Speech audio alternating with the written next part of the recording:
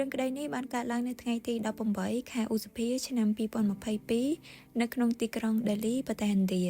ដោយនារីអាយុ27ឆ្នាំម្នាក់ត្រូវបានមិត្តប្រុសរបស់នាងសម្លាប់និងកាត់បំបែកសាកសពជា35បំណែករួចយកទៅបោះចោលក្នុងព្រៃឲ្យសត្វស៊ីShraddha Walker នាងបានកើតនៅក្នុងឆ្នាំ1995និងបានធំធាត់ឡើងនៅក្នុងទីក្រុង Vasai នៃ Palgha District រដ្ឋ Maharashtra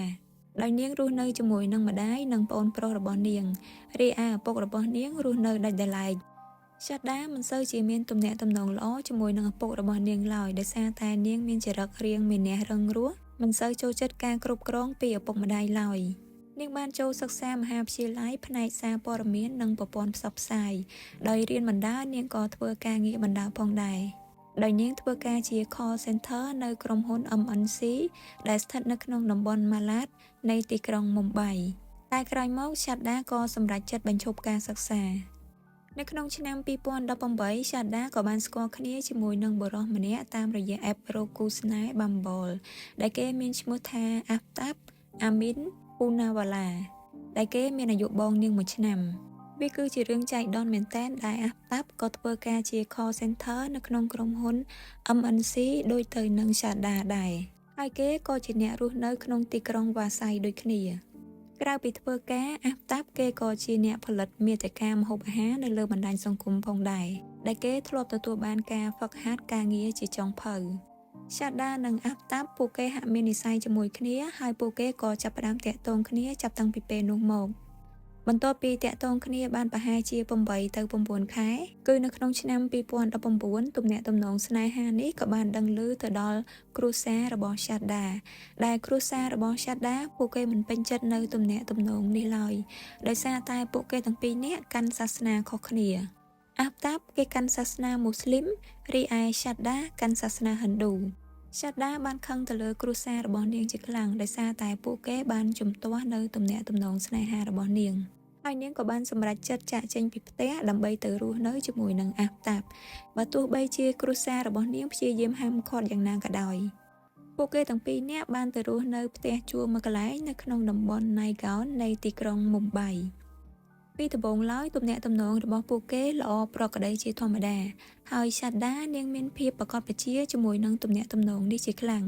នាងបានណែនាំAftabទៅឲ្យមិត្តភ័ក្តិជិតស្និទ្ធទាំងអស់របស់នាងបានស្គាល់ប៉ុន្តែបន្ទាប់ពីរស់នៅជាមួយគ្នាបានប្រហែល2សប្តាហ៍ទើបShraddhaបានដឹងថាអ្វីៗគឺមិនស្របបំព្រមដូចជានាងគិតឡើយដោយសារតែពួកគេទាំងពីរនាក់តែងតែឆ្លោះគ្នាជារឿយៗហើយAftabគឺជាមនុស្សដែលប្រើអំពើហិង្សាគេតែងតែវាយដំទៅលើShraddhaរាល់ពេលដែលឆ្លោះគ្នាShraddhaក៏បាននិយាយរឿងរ៉ាវនេះប្រាប់ទៅឲ្យប្អូនប្រុសនិងមិត្តភក្តិរបស់នាងបានដឹងផងដែរពួកគេបានព្យាយាមអូសទាញនាងឲ្យចាកចេញពីAftabប៉ុន្តែShraddhaនាងនៅតែមិនដាច់ចិត្តដោយសារតែAftabគេតែងតែសុំទោសនាងរាល់ពេលបន្ទាប់ពីបានវាយដំទៅលើនាងមិនយូរប៉ុន្មានម្ដាយរបស់Shraddhaក៏បានធ្លាក់ខ្លួនឈឺពេលនោះShraddhaនាងក៏ឧស្សាហ៍មកកាន់ផ្ទះដើម្បីសួរសុខទុក្ខគាត់ផងដែរប៉ុន្តែនាងនៅតែមិនព្រមត្រឡប់មករស់នៅផ្ទះវិញបើទោះបីជាអំឡុងពេលនោះអំពើហិង្សានៅតែបន្តកើតឡើងទៅលើនាងក៏ដោយហើយទីបំផុតម្ដាយរបស់នាងក៏ត្រូវបាត់បង់ជីវិតនៅក្នុងខែមករាឆ្នាំ2020ចាប់តាំងពីពេលនោះShraddhaក៏លែងត្រឡប់មកផ្ទះទៀតទាំងឪពុកនិងប្អូនប្រុសរបស់នាងក៏លែងសូវតាក់ទងទៅកាន់នាងដែរដោយសារតែពួកគេខឹងនឹងនាងផងនិងមិនអាចអូសទាញឲ្យនាងបែកគ្នាជាមួយនឹងAftabផងShraddhaនាងពិតជាងប់ងល់ទៅនឹងស្នេហានេះយ៉ាងខ្លាំងនៅដើមខែធ្នូឆ្នាំ2020Shraddhaនាងបានរងនៅអំពើហិង្សាធ្ងន់ធ្ងររហូតដល់ថ្នាក់ត្រូវបញ្ជូនទៅសម្រាប់ព្យាបាលនៅមន្ទីរពេទ្យគ្រូពេទ្យបានរកឃើញថានាងទទួលរងនូវការឈឺចាប់ជាខ្លាំងនៅត្រង់ផ្នែកខ្នងដែលវាប្រហែលជាបណ្ដាលមកពីការធ្លាក់ហើយករបស់នាងក៏មានការឈឺចាប់ពិបាកកម្រើកផងដែរជើងរបស់នាងក៏មានការឈឺចុកស្ពឹកហើយនាងក៏មានអាការៈក្អួតចង្អោរផងដែរនៅលើមុខមាត់និងរាងកាយរបស់នាងក៏មាននៅស្នាមជួមផងដែរ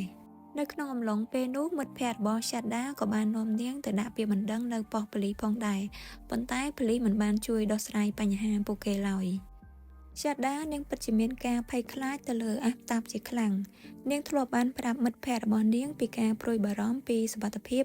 អាយុជីវិតរបស់នាងតែមិនដឹងជាហេតុអីបានជានាងមិនព្រមចាកចេញពីAftabតតែសោះ ឪពុកនិងប្អូនប្រុសរបស់នាងបានតាក់ទងជាមួយនាងលើកចុងក្រោយគឺនៅក្នុងអំឡុងឆ្នាំ2021ពួកគេបានសួរសុខទុក្ខនាងប៉ុន្តែសាដា មិនបានរៀបរាប់ពីបញ្ហាលម្អិតដែលឲ្យពួកគេបានដឹងឡើយនាងគ្រាន់តែបង្ហើបថានាងនិងអាហ្វតាប់គឺនៅតែឆ្លោះប្រកែកគ្នាហើយអាហ្វតាប់នៅតែប្រើអំពើហិង្សាទៅលើនាងដែលនេះវាគឺជារឿងដែលកើតឡើងដដែលហើយទោះបីជាឪពុកនិងប្អូនប្រុសរបស់នាងព្យាយាមអូសទាញយ៉ាងណាក៏ដោយក៏នាងនៅតែមិនបែកគ្នាពីអាហ្វតាប់ដូច្នេះហើយបន្ទាប់ពីនោះមកពួកគេមិនសូវបានតាក់ទងជាមួយនាងទៀតឡើយចូលមកដល់ខែឧសភាឆ្នាំ2022អាហ្វតាប់និងសាដាក៏បានចាកចេញពីទីក្រុងមុំបៃហើយផ្លាស់ទៅរស់នៅក្នុងតំបន់មេរ៉ូលីនៅក្នុងទីក្រុងដេលីវិញដោយឪពុកនិងប្អូនប្រុសរបស់នាងមិនបានដឹងពីរឿងនេះឡើយដឹងតែមិត្តភ័ក្តិជិតស្និទ្ធមួយចំនួនតែប៉ុណ្ណោះអំឡុងពេលមួយខែបន្ទាប់ពីផ្លាស់ទៅរស់នៅទីនោះមិត្តភ័ក្តិរបស់នាងនៅតែអាចតាក់ទងជាមួយនាងបានជាធម្មតាគណនី Instagram របស់នាងក៏នៅតែមានសកម្មភាពជាធម្មតាផងដែរប៉ុន្តែបន្ទាប់ពីមិត្តភ័ក្តិរបស់នាងបានឆាតជាមួយនាងតាម Instagram លើកចុងក្រោយនៅថ្ងៃទី31ខែឧសភាឆ្នាំ2022ក្រោយៗមកមិត្តភ័ក្តិរបស់នាងក៏លែងអាចតាក់ទងនាងបានអស់រយៈពេលជាង2ខែដែលមិត្តភ័ក្តិរបស់នាងព្យាយាមតាក់ទងទៅកាន់នាងប៉ុន្តែទូរស័ព្ទរបស់នាងតែងតែបិទគ្រប់ពេលទីបំផុតនៅថ្ងៃទី16ខែកញ្ញាមិត្តភ័ក្តិរបស់នាងក៏បានប្រាប់រឿងរ៉ាវនេះទៅឲ្យប្អូនប្រុសរបស់នាងបានដឹងបន្ទាប់ពីទទួលដំណឹងនេះហើយឪពុករបស់សាដាក៏បានទៅដាក់ពាក្យបណ្ដឹងពីការបាត់ខ្លួនរបស់នាងនៅប៉ុស្តិ៍ប៉ូលីសក្នុងទីក្រុងមុំបៃដោយគាត់មិនទាន់ដឹងឡើយថាសាដានិងមិត្តប្រុសរបស់នាងបានផ្លាស់ទៅរស់នៅក្នុងទីក្រុងដេលីតែបន្ទាប់ពីប៉ូលីសបានស៊ើបអង្កេតដឹងពួកគាត់ក៏បានផ្ទេរការងារនេះទៅឲ្យប៉ូលីសនៅឯទីក្រុងដេលីវិញប៉ូលីសនៅទីក្រុងដេលីក៏បានស៊ើបដឹងពីទីកន្លែងស្នាក់នៅរបស់គូស្នេហ៍ទាំងពីរហើយអាហ្វតាប់ក៏ត្រូវបានប៉ូលីសនាំខ្លួនយកទៅសួរចម្លើយគាត់ត្រូវបានសួរនាំចំនួន2លើកដោយលើកទី1គាត់បាននិយាយថាសាដានាងបានចាកចេញពីគាត់តាំងពីថ្ងៃទី22ខែឧសភាមកម្លេះបន្ទាប់ពីពួកគេមានជម្លោះនឹងគ្នាដោយនាងបានយកតែទូរស័ព្ទរបស់នាងទៅជាមួយតែប៉ុណ្ណោះរីឯរបស់របរប្រើប្រាស់ផ្សេងៗទៀតគឺនៅតែស្ថិតនៅក្នុងផ្ទះជួលនៅឡើយអាហ្វតាប់គេក៏បានព្យាយាមតាក់ទងទៅនាងផងដែរប៉ុន្តែមិនអាចតាក់ទងបានប៉ុន្តែខាងប៉ូលីសបានធ្វើការស៊ើបអង្កេតនិងបានរកឃើញថាអាហ្វតាប់បាននិយាយកុហកពួកគេពីព្រោះប៉ូលីសបានរកឃើញថាមានការផ្ទេរប្រាក់ចំនួន 54,000 រូពីពីគណនីរបស់សាដាមកកាន់គណនីរបស់អាហ្វតាប់នៅថ្ងៃទី26ខែឧសភាដែលនេះគឺខុសពីអ្វីដែលអាហ្វតាប់គេបានអះអាងថាគេលែងអាចតាក់ទងជាមួយសាដាបានតាំងពីថ្ងៃទី22ខែឧសភាបន្ទាប់ពីនាងរត់ចាកចេញពីផ្ទះនោះមកម្លេះហើយទីតាំងនៃការផ្ទេរប្រាក់ប៉ូលីសក៏បានរកឃើញថាវាស្ថិតនៅក្នុងតំបន់ផ្ទះជួលរបស់ពួកគេនឹងឯងជាមួយគ្នានឹងដែរប៉ូលីសក៏បានតាមដានទៅលើសារដែលនាងបានឆាតជាមួយនឹងមិត្តភ័ក្តិរបស់នាងលើកចុងក្រោយគឺនៅថ្ងៃទី31ខែឧសភានោះគឺប៉ូលីសបានរកឃើញថាសារនោះត្រូវបានផ្ញើចេញពីតំបន់នៅផ្ទះជួលនេះដូចគ្នាហើយប៉ូលីសបានរកឃើញនៅចំណុចគួរឲ្យសង្ស័យមួយទៀតគឺអាហ្វតាប់គេបានប្រើប្រាស់ទឹកអស់ជាច្រើនខុសពីធម្មតាបន្ទាប់ពីការបាត់ខ្លួនរបស់សាដាបន្ទាប់ពីការរកឃើញទាំងនេះអាហ្វតាប់ក៏ត្រូវបានប៉ូលីសនាំខ្លួនទៅសាកសួរជាលើកទី2ហើយដោយសារតែលែងអាចប្រកែកបានគេក៏យល់ព្រមសារភាពនៅរឿងរ៉ាវទាំងអស់ដែលបានកើតឡើងដោយអាហ្វតាប់គេបានរៀបរាប់ថាគេនិងសាដាតែងតែមានជម្លោះនឹងគ្នាជាញឹកញាប់ដោយសារតែសាដាគឺជាមនុស្សដែលប្រកែកប្រច័ណ្ឌនាងតែងតែរករឿងគាត់រាល់ពេលដែលគាត់និយាយទូរស័ព្ទហើយតែងតែចាត់ប្រកាន់ថាគាត់លួចលាក់ក្បត់នាងហើយនាងក៏តែងតែដាក់សម្ពាធឲ្យគាត់ឆាប់រៀបការជាមួយនាងផងដែរយ៉ាងណាក៏ដោយការលើកឡើងរបស់អាហ្វតាប់នេះហាក់បីដូចជាព្យាយាមទម្លាក់កំហុសទៅលើសាដាពីព្រោះបើតាមការឲ្យដឹងពីមិត្តភ័ក្តិរបស់សាដាពួកគេបាននិយាយថាសាដានិងអាហ្វតាប់ភាគច្រើនគឺឆ្លោះគ្នាដោយសារតែបញ្ហាលុយកាក់ការចំណាយចាយវាយតែប៉ុណ្ណោះអាហ្វតាប់គេបានរៀបរាប់ទៀតថាគេគឺជាមនុស្សដែលចូលចិត្តមើលភាពយន្តបែបឃាតកម្មនិងការលុបបំបាត់សាកសពដូច្នេះហើយគំនិតនៃការធ្វើឃាតកម្មទៅលើសាដាក៏បានលេចឡើងនៅក្នុងខួរក្បាលរបស់គេនៅថ្ងៃមួយដែលពួកគេមានជម្លោះនឹងគ្នាដូចជារាល់ដង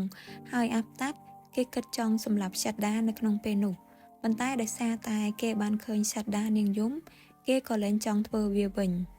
តែត្រឹមតែរយៈពេលជាងមួយសប្តាហ៍ក្រោយមក ពួកគេក៏បានឆ្លោះគ្នាម្ដងទៀតហើយវាគឺជាពេលនេះដែលគេបានសម្រេចចិត្តថានឹងបញ្ចប់ជីវិតរបស់ Shada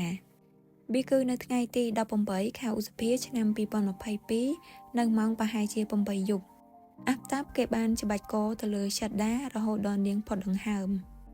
បន្ទាប់ពី Shada នាងបាត់បង់ជីវិតទៅអាហ្វតាប់គេមានការព្រួយបារម្ភនិងពិបាកចិត្តជាខ្លាំងមិនដឹងថាត្រូវបោះចោលសាកសពរបស់នាងនៅកន្លែងណាដោយសារតែគេខ្លាចថាអ្នកដទៃនឹងចាប់បានពេញមួយយប់នោះគេបានព្យាយាមឆែកអ៊ីនធឺណិតស្វែងរកពីវិធីសាស្ត្របោះចោលសាកសពហើយពេលនោះគាត់ក៏បាននឹកឃើញទៅដល់ភាពយន្តឃាតកម្មដែលគាត់ធ្លាប់បានមើលដែលមានការកាត់បំបែកសាកសពយកទៅបោះចោលដូច្នេះហើយអាហ្វតាប់ក៏បានសម្រេចចិត្តជ្រើសរើសវិធីសាស្ត្រនេះយកមកប្រើប្រាស់គាត់ក៏បានឆែករកមើលពីប្រភេទអាវុធដើម្បីប្រើប្រាស់នៅក្នុងការកាត់បំបែកសាកសពផងដែរលុះដល់ថ្ងៃស្អែកឡើងអាហ្វតាប់គេក៏បានចេញទៅក្រៅដើម្បីទៅទិញកាំបិតនិងឧបករណ៍ផ្សេងៗដែលចាំបាច់នៅក្នុងការកាត់បំបែកសាកសពហើយគេក៏បានទិញនៅទូបង្កកចំណុះ300លីត្រផងដែរដើម្បីរក្សាទុកនៅបំណែកសាកសពរបស់ Shada ដោយសារតែធ្លាប់ហ្វឹកហាត់ការងារជាចុងភៅដូច្នេះអាហ្វតាប់គេមានជំនាញនៅក្នុងការប្រើប្រាស់កាំបិតជាខ្លាំងគាត់បានកាត់បំបែករាងកាយរបស់ Shada ជា35បំណែកហើយបានច្រកចូលទៅក្នុងថង់ផ្លាស្ទិកផ្សេងៗគ្នា